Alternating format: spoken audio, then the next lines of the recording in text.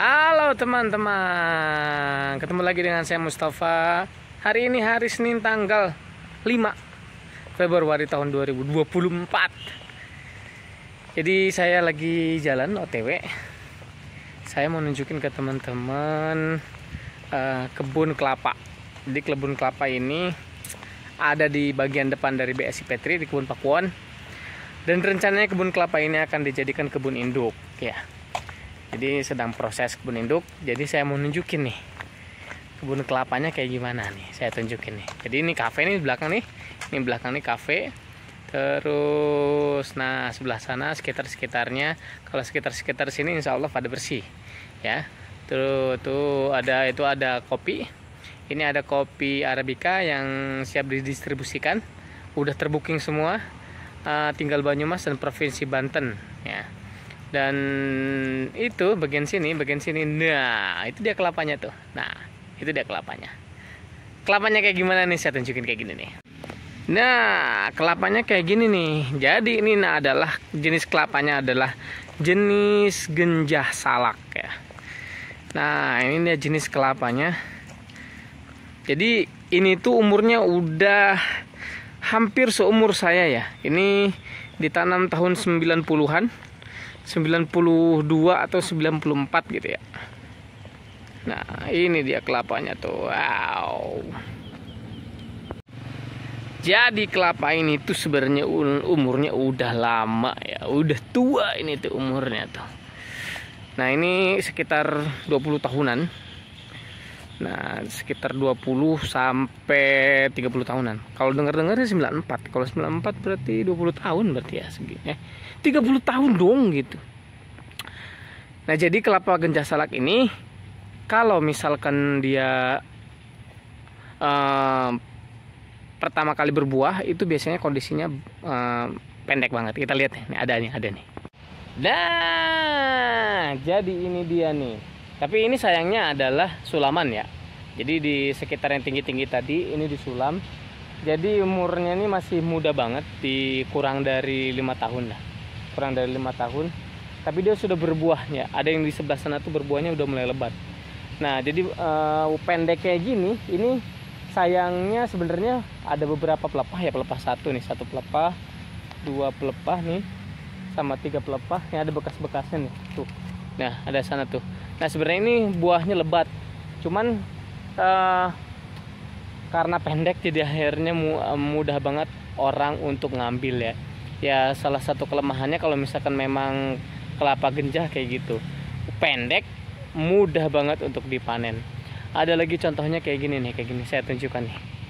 Kayak gini saya tunjukkan. Jadi dia kelapanya masih pendek tapi sudah berbuah lumayan lebat. Nah ini juga umurnya masih muda nih yang ini nih. Nah yang ini tapi udah dijadikan ini ya. Nah ini juga udah masih muda. Nah tuh yang itu tuh.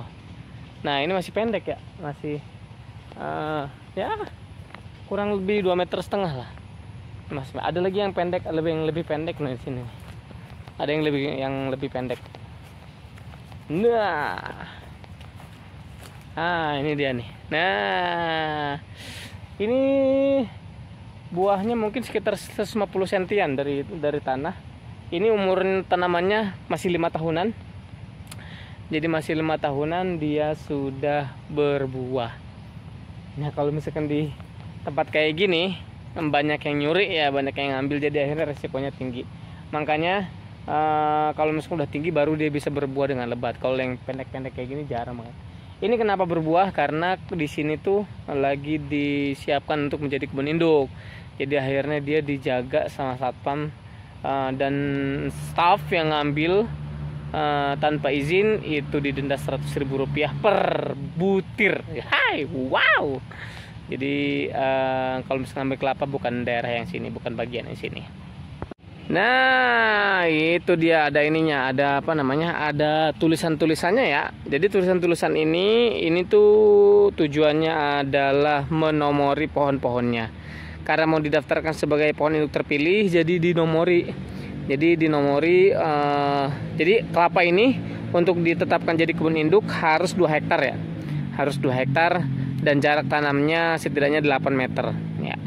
Jadi ini dinomorin berapa jumlah pohon yang ada di luasan area dan nanti bisa didaftarkan sebagai kebun induk. Ini persiapan menjadi kebun induk kelapa genjah salak. Tuh, wah, mantap, banyak banget buahnya ya. Tuh, juga tuh. Nah, mana yang mana? Itu juga. Nah, itu juga di atas tuh. Tuh banyak banget buahnya.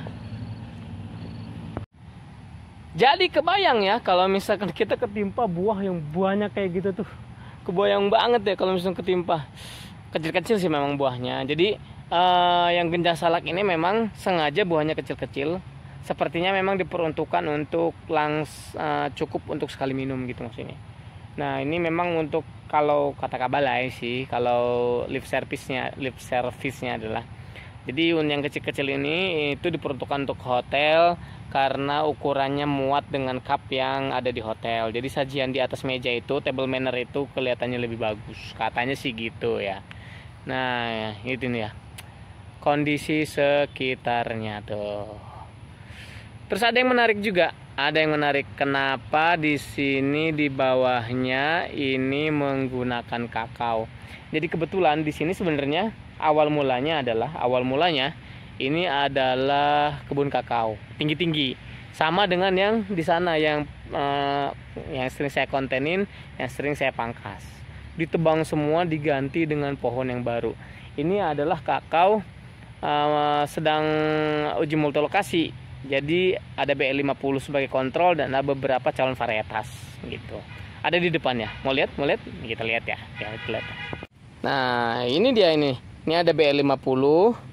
Terus ada kode yang ini. Saya nggak tahu isinya apa karena ini yang tahu hanya penelitinya. Terus ada juga yang ini, kode yang ini. 3 jenis ya. 3 jenis. Ada juga jenis yang ini. Nah, ini 4 jenis.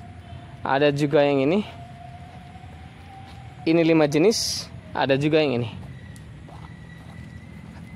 Nah, ini 6 jenis. Jadi di sini ada 6 jenis dengan 4 ulangan kalau nggak salah. Di sini ada 4 ulangan. Ini ulangan 3.